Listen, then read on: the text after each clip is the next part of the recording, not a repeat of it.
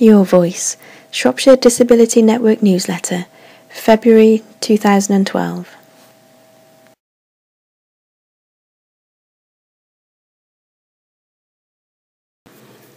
GP's comment on Fit for Work notes. Recent research published by the government gathers the views of GPs about the introduction of Fit for Work notes, which replaced 6 notes almost 2 years ago. GPs say that they use the Fit Note as a consultation tool to initiate and guide patients through the options for returning to work. They report the Fit Note is to be most useful in facilitating a return to work for those patients with mild to moderate mental health conditions and musculoskeletal conditions. But they are less likely to use the Fit Note to help patients return to work if the patient's job contributed to their condition. They are also unwilling to damage their relationship with their patients. Many GPs say that they did not at first recognise the potential of the Fit Note to help patients remain in work or return sooner, and so did not put thought into how it might be used in practice. Not all GPs are confident in the level of detail required on the Fit Note. Motivating people back to work is an integral part of the role, many GPs believe, and say the Fit Note helps them to do this.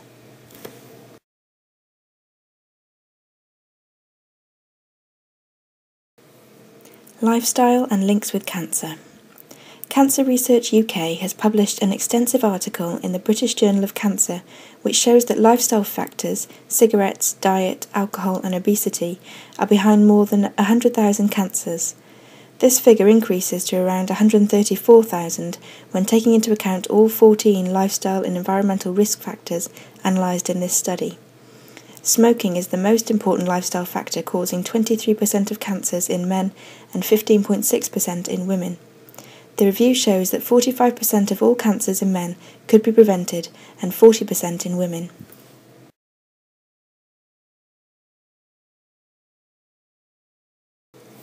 Grayling pledge on changes in work assessment. Employment Minister Chris Grayling says people with disabilities are to benefit from further changes to the Work Capability Assessment (WCA) following an independent review. The changes, which he says will improve the system's fairness and effectiveness, are outlined in the second independent review by Professor Malcolm Harrington. Chris Grayling pledged to accept Professor Harrington's recommendations and to further consult on how best to support people with cancer. The second Harrington review has made substantial recommendations, which have been reached after extensive consultation with health and disability groups, including introducing checks on benefit decisions to ensure fairness and consistency, working with disability groups to help develop guidance for ATOS healthcare professionals and decision makers, improved support and communications for people who move on to job seekers allowance to make sure they get the help they need, regularly publishing data on performance and quality to improve the transparency of face-to-face assessment. Professor Harrington said, "My first review found that the WCA is the right concept, but that each part of the process is not working as well as it could.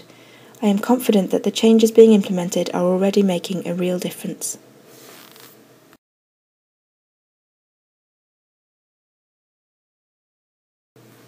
Library closures, have your say. In response to widespread concern about the cuts to public library services, the House of Commons Culture, Media and Sport Select Committee has launched a new inquiry into public library closures in England.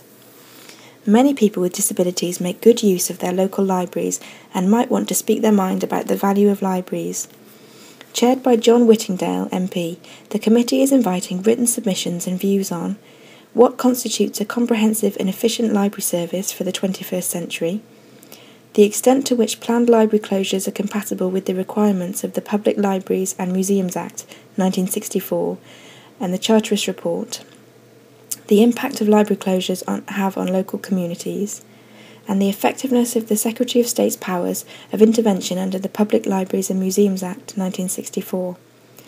There are guidelines on how contributions should be formatted on the CILIP website, and also some suggestions as to the issues to be covered on the Public Library News blog.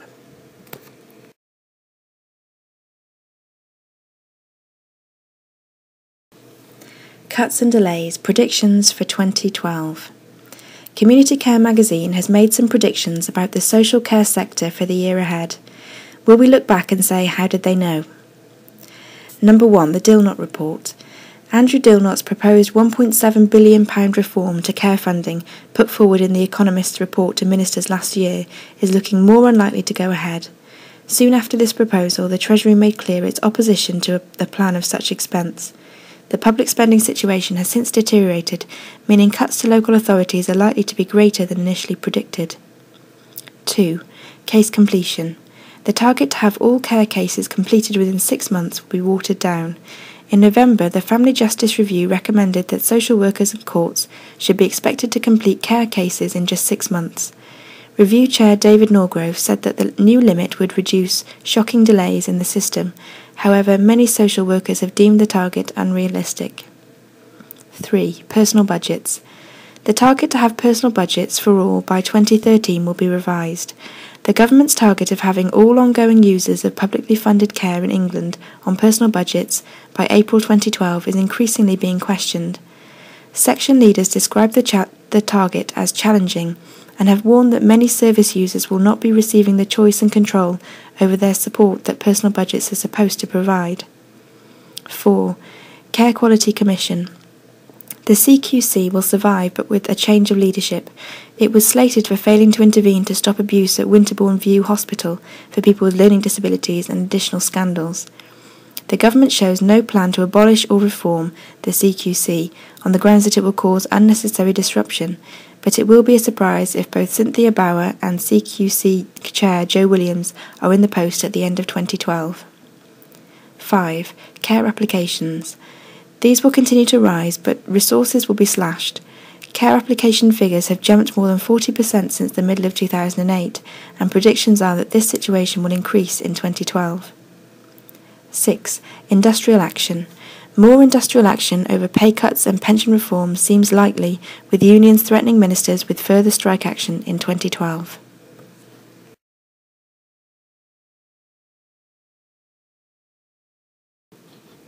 Health records will be online by 2015. NHS patients will be able to access their own health records by 2015. This development was first announced as part of the Chancellor's Autumn Review, which also included plans to link GP and hospital data on patient outcomes. The Department of Health says that linking GP and hospital data could help to stimulate medical research and enable patients to take informed decisions about their care.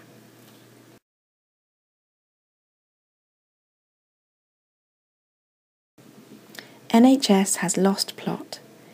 At the NHS Alliance Conference, Future Forum Chair Professor Steve Field attacked the quality of general practice, saying the NHS has lost the plot on primary care. Field said his vision for innovation in primary care would involve more practices working in federations.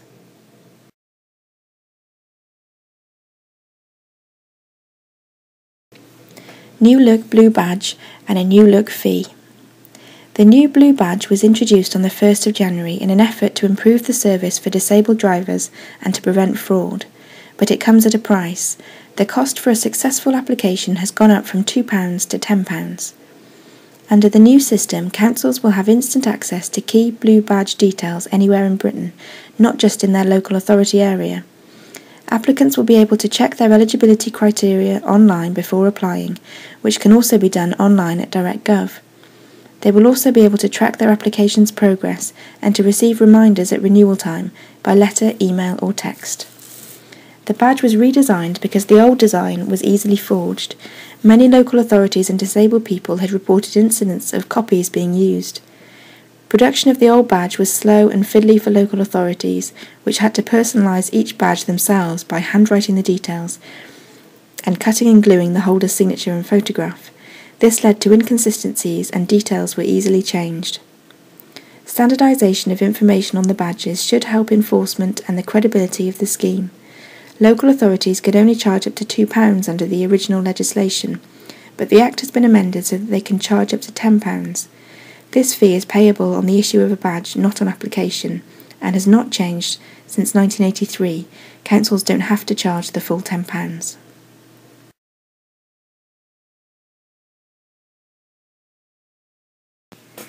Letters to your voice. To contact us with your opinions or to promote events, just email newsletter@shropshire-disability.net. Thanks to STFC. Just before Christmas, a group of deaf people went to Shrewsbury Town Football Club for Christmas dinner. We had brilliant food and were met with a really good attitude from the staff. It was a lovely room and very comfortable. We all enjoyed ourselves very much. Thanks to everyone who made it possible. Yours, Kathy Jones. Cinema campaign. I wonder if you've heard about the Trailblazers campaign to make cinemas more accessible. The young campaigners have made a short film and written a report on the issues that affect young disabled people who go to their local cinemas. Please see our findings and sign our petition to get a better service for disabled movie fans. www.mdc-trailblazers.org/campaigns/access-2-lights-ca.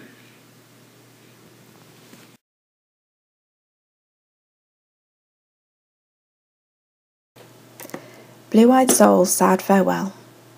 It is a new year and a new chapter for Blue-Eyed Soul Dance Company. The next 3 months will see us working very practically on winding down the company that has been pioneering inclusive dance for almost 18 years. From its Shropshire base with the support of Arts Council England, Blue-Eyed Soul explored, developed and delivered a highly successful and extensive programme of inclusive dance locally, nationally and internationally. The company's aim has been to create a level playing field where people can step over their threshold of perceived possibility.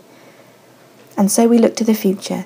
Coming up we have Like Youth Dance Group, Envision, performing at Telford Dance Festival performance at The Place on Friday the 10th of February. This will be the last public event from us as Blue-Eyed Soul Dance Company. The contact group are meeting with Blue-Eyed Soul one last time to dance a lot, but also to consider their future, which looks very bright thanks to the Gateway Arts and Education Centre. It has agreed to support the group in 2012, so keep a lookout for contact dance workshops and projects. The remaining Dance Transformations artists continue on their individual career development pathways supported by the programme.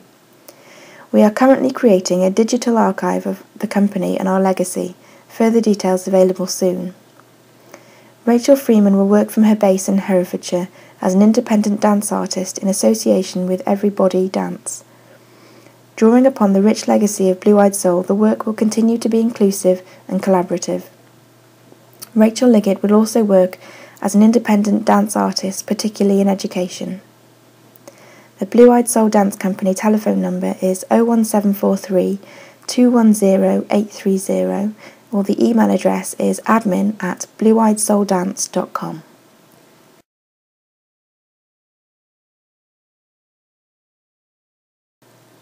Diabetes symbols bring new clarity. People living with diabetes need to learn how to manage their illness, and much of the available education involves the use of materials requiring literacy. The use of symbols has been found to be effective, particularly for those with learning literacy or language difficulties. Diabetes UK has developed symbols for concepts and words related to diabetes, in order that diabetes materials might be presented more clearly for the benefit of people who have difficulties reading.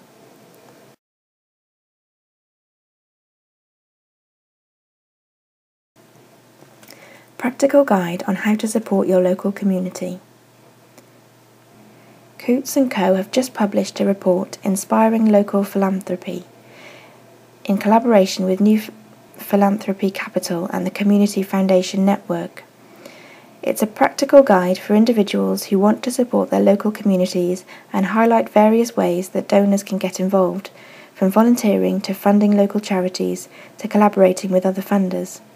It also shows how donors can deepen their understanding of needs within their local area, giving snapshots of 5 UK regions, including key statistics and an assessment of funding gaps. See www.philanthropycapital.org/improving_the_sector/local_giving.aspx?/dm_I equals 59B, MDD2, 3PCRS2, 1T8IH, 1. Apologies for the ridiculously long link. This has been taken from Shropshire Infrastructure Partnership, November 2011.